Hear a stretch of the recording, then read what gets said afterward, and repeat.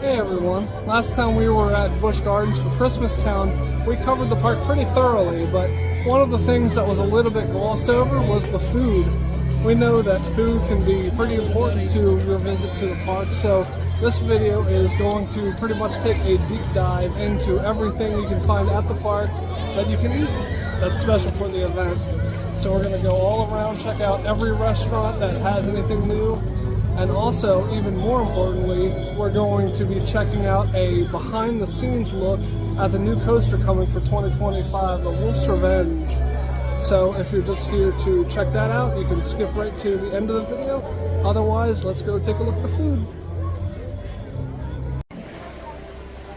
Even though it's magically nighttime now, I wanted to start the video with this. When we were here last, this giant Santa was not here.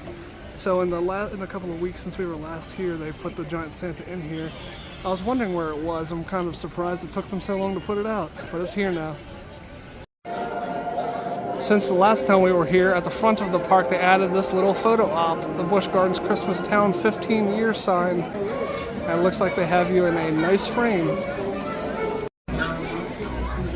There is a tiny drink and snack place on the side of the Globe Theater. They have kettle corn, popcorn, and several different flavors of hot chocolate, including a peanut butter hot chocolate. They have one special entree inside of Squire's Grill, the Turkey Gobbler Panini. It's a panini that has turkey, stuffing, and cranberry sauce inside of it. It also comes with a side of fries.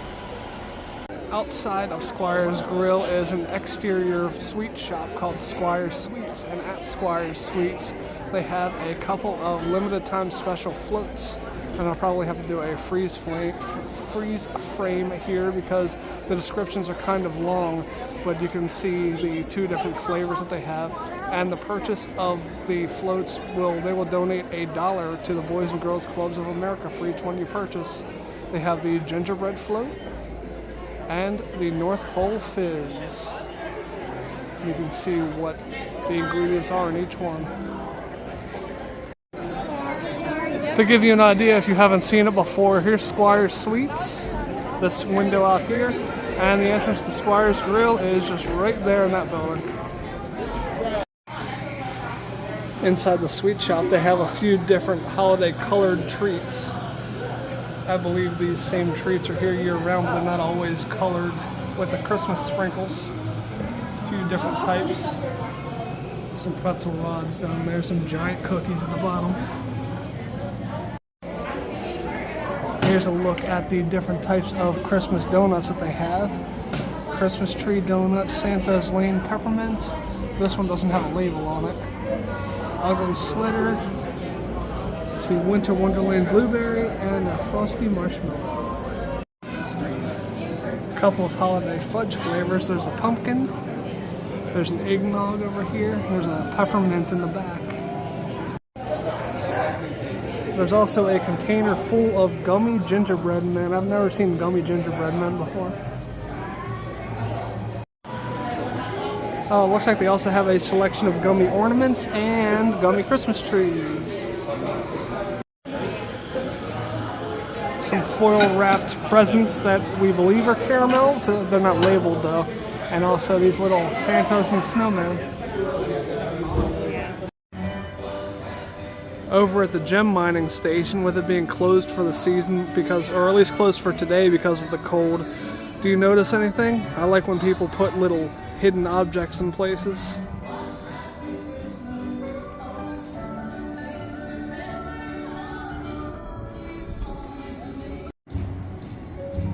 This must be a popular spot to hide things. Here's a little more subtle one.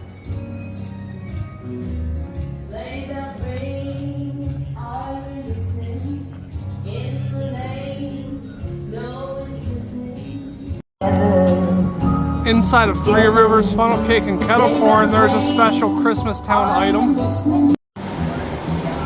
They have a Christmas Town Kettle Corn, which includes homemade chocolate peppermint bark for $10.99.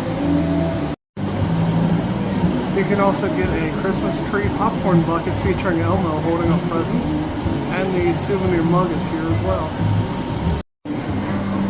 There's a Christmas Town funnel cake for $14.99 with comes with maple cream cheese frosting, crispy bacon, and powdered sugar and vanilla ice cream. La Belle Wine Bar currently has a few interesting adult beverages. They have a spiked hot cocoa, holiday with sale. They have coffee with a little something. A regular coffee, have a Gloonsvin Glog, Fletcher's Festive Bubbly, and then the traditional wines that you would find all the time here. Quick update, last time we were here this wasn't open yet for the season. 'Twas That Night on Ice has now opened. It's in the theater back behind the La Belle Wine Bar. It has 2 show times at 6:30 and 8 at night. Okay, I don't spend a lot of time in Josephine, so I'm not sure if the skillets are seasonal or if they're usually here, but they do have a cookie skillet or a brownie skillet, which you can make your own by picking an ice cream and a topping. But I'm sure these shakes are special, especially the hot chocolate, peppermint hot chocolate milkshake and the regular hot chocolate milkshake. So if you can brave the cold and are willing to go into Josephine's, they have some special treats for you here. We covered most of the food and drink offerings that you find in Oktoberfest in our full walkthrough of Christmastown, but for the sake of completeness, here's a look at Barcastle Spirits, which has become the North Pole Nightcap, and a look at the menu, which consists of a few cocktails, Merry and Bright, Spiked Lemonade, the Scrooge, Mistletoe Mojito. We have some warm cocktails and some hot chocolate, as well as some draft beers. The little hot chocolate kiosk on the opposite side of the North Pole Nightcap has, of course, hot chocolate, but they also serve some glue wine. They have bottled water, and they, in addition to the regular hot chocolate, they have the peppermint and the signature hot chocolate, as well as homemade treats. The Fire Tried Kettle Corn Company in Oktoberfest has a couple of holiday-themed flavors of kettle corn. Right now, at the bottom of this big old list, they have the peppermint bark and the Grinch, which is red hot cinnamon and green apple. And of course, the Fest House has their Christmas menu. They have the Christmas dinner that includes roasted chicken, mashed potatoes, gravy, and mixed vegetables. They also have the Christmastown salad if you don't want that big of a dinner. That one has mixed greens, roasted turkey, cucumber, red onion, and cage-free egg. They also have a cookie crumb pudding, which I'm not sure if that's there all year round or not. I don't recognize that on the menu, but that's probably there all year round. I don't know. If you get in the line in the Fest House, they're still advertising the eyeball cupcake for $8.99 from Hallow Scream. I didn't notice these on the menu, but they have ginger snap cookies for dessert. Here's a look at the Christmastown salad with the turkey and the cage-free egg and all the veggies. And then you can see the Christmas dinner being prepared. They're selling out fast, so they don't even have time to sit them under the lamps before they're taken. No gratuitous Dark Coaster wait time update today because the sign is still not working. I'm not going to say the name of this place again. If you want to hear me butcher this name, go check out our Christmastown video. But when we were here last time, it was not open. It is today. And here's a look at their menu finally. They have the glue wine, they have the signature hot chocolate in a souvenir mug, and you can refill it for $2.99. They have also a peppermint fudge hot chocolate, as well as their signature hot chocolate and baked goods. Over in Oktoberfest, the game with my favorite name in the whole park, Basketball, the obviously basketball shooting game, has some holiday-themed banana prizes here. They have a snowman design, an elf design, Christmas tree design, a Santa design, and that brownish colored banana down there is not going rotten. It is a reindeer. There are a few seasonal funnel cakes in the funnel cake place in Germany. They have a gingerbread funnel cake, apple pie funnel cake, peppermint hot chocolate funnel cake, s'mores funnel cake, and the chicken and waffle funnel cake. In the little transitional area between Germany and Oktoberfest, they temporarily have this little food truck cart here, Little Piggy's Worst Nightmare. They have a pretty large menu, mainly barbecue and hot dogs. They have pretzels, corn dogs, things like that. The prices aren't too terrible, especially given, Busch Gardens' price range that they have on most of their food. Across from Alpengeist, the little tiny popcorn stand right here has a construction fence up in front of it blocking the entrance, and the actual signage is completely gone up there. It's just a plain piece of wood, so I'm wondering what they're planning on doing here, if they're completely retooling the inside behind that fence or what's going on. Should be interesting to see when it reopens. The Silk Road bar outside of the Marco Polo Marketplace has their normal hot chocolate selection, the souvenir mug hot chocolate, as well as the peppermint fudge hot chocolate.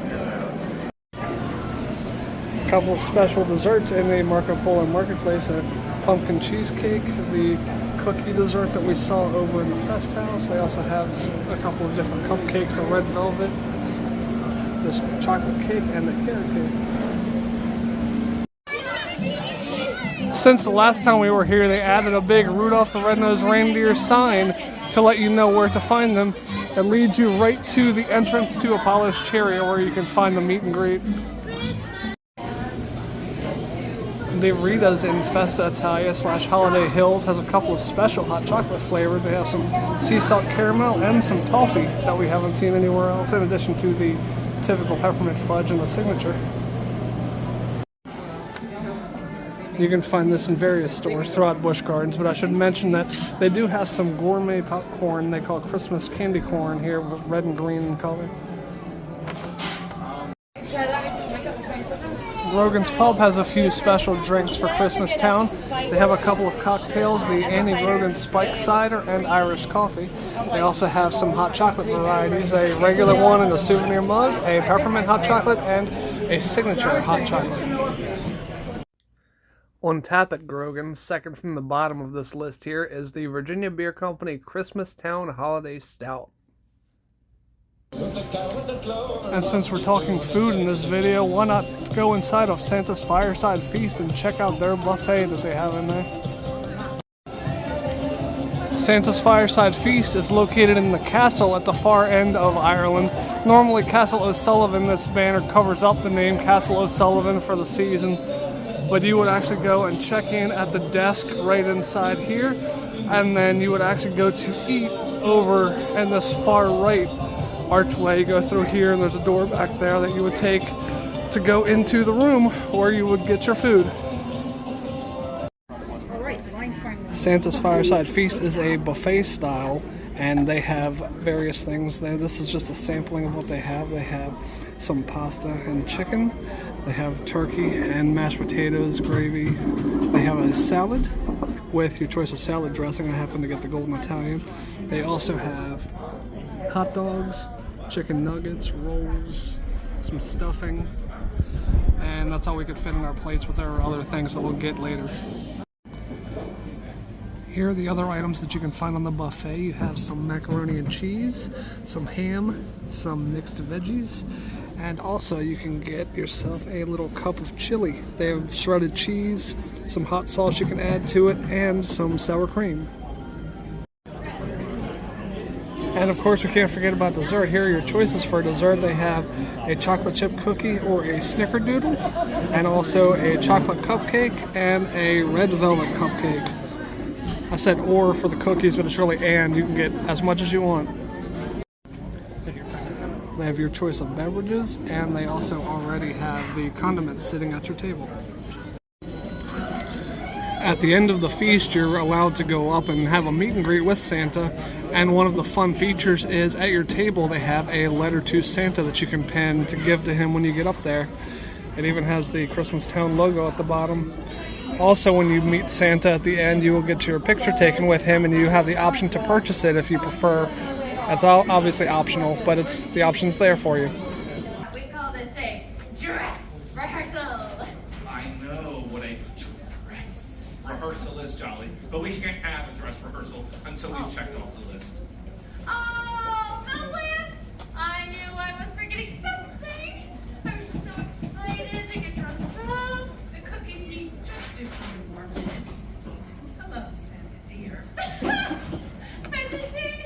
It's me, Jolly. Jolly, I didn't recognize you. That's some outfit you have on. Here comes Santa Claus.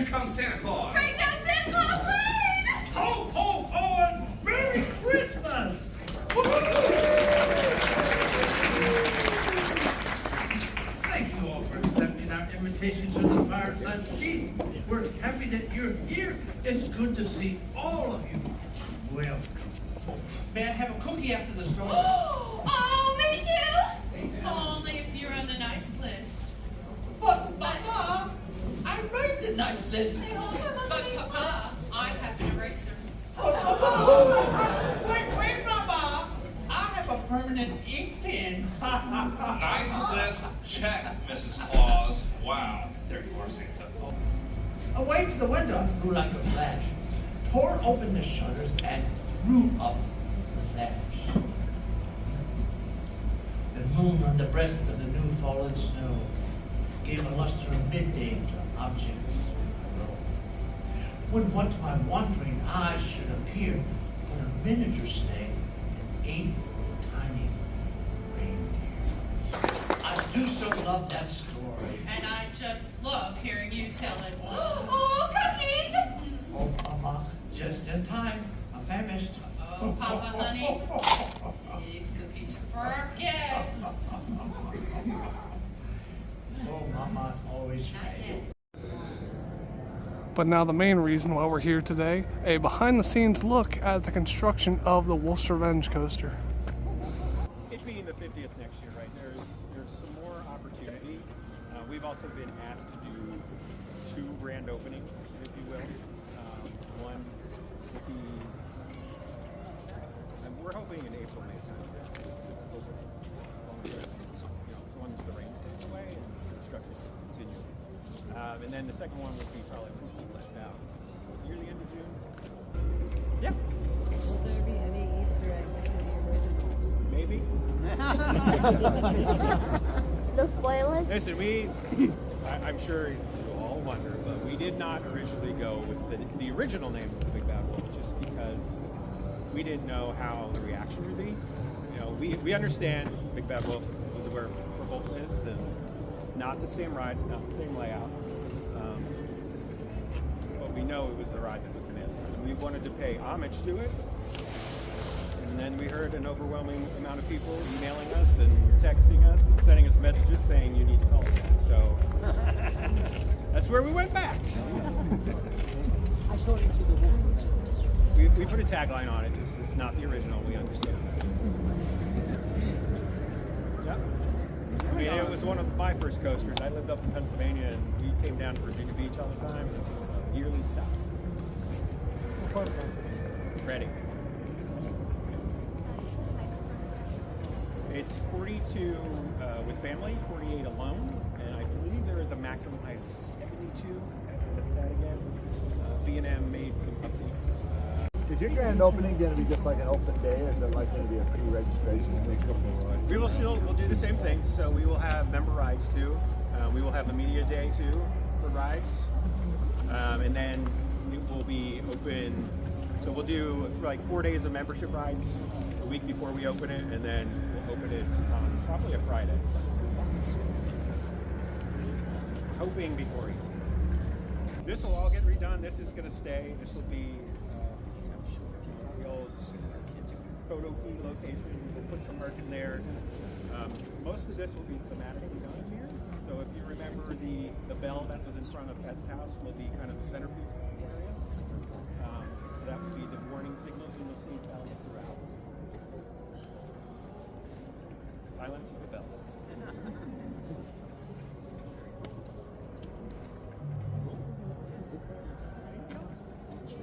Sir. Did any of the original village pieces, facades, get saved? Unfortunately, no. Nope.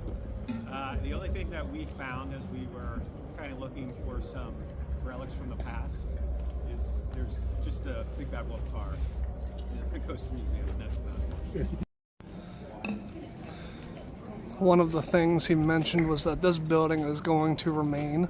This used to be the old photo key location that's going to be used as a gift shop when it reopens, and possibly photos too.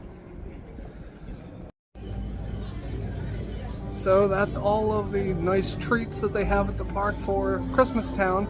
We hope you enjoyed seeing all of the delicious edible items that you can get as you make your way around the park, and also all the updates that are going on. The behind the scenes look at the Wolf's Revenge wasn't exactly what we thought it was going to be. It was more of just a Q&A. We were hoping they would allow us to walk a little bit closer, but we kind of understand why they didn't. It is still an active construction zone, so I shouldn't have gotten my hopes up. That's kind of on me for expecting to get up close with the coaster. Still, it was kind of interesting. There are 3 points that he made during the Q&A that I wanted to reiterate. Number one was that he said that he thinks, it's not confirmed, but he thinks that the maximum height requirement for the coaster is 72 inches, which is exactly 6 foot. Typically, a coaster, a family coaster that has a maximum height limit is about 76. So we're hoping that he misspoke and it ends up being a little bit taller, because that's going to exclude a lot of people. Second, he also said that the set pieces from the Big Bad Wolf are all gone, so there won't be any set pieces that are going to pop up in the Wolf's Revenge, which is a little bit disappointing. He said that the only pieces that they still have are train cars from the Big Bad Wolf, so I kind of hate that they got rid of all of their set pieces. I guess they weren't thinking ahead when they did that, but yeah, he did imply that there would be Easter eggs, but it won't be any set pieces from the Big Bad Wolf. And the third thing that I wanted to mention was that he said that they are going to, as usual, have a media opening day followed by a member opening day, and then the public will get access to an opening day, and he's hoping for April sometime. So keep an eye out for the calendar for the grand opening sometime in April. And then he also said there will be a second opening day once school lets out, so 2 general public opening days for the coaster. So I thought that was kind of interesting. So we hope you enjoyed all of the information in the video. If you did, we'd appreciate it if you'd give it a thumbs up, and also subscribe to the channel. Every like and subscribe is a big help to the channel. Also, please be sure to check out our Instagram page, which is appearing right over Jen's head right now. Right below that is our Threads handle. And then right underneath of Jen is our email address. Please be sure to email us any questions, comments, concerns, constructive criticism. We check all of them, and we appreciate any feedback that you give. So thanks a lot for watching. Thanks for watching, but the fun's not over yet. Click the box in front of my face for another fun video, or click my tree to subscribe to our channel so you don't miss another video.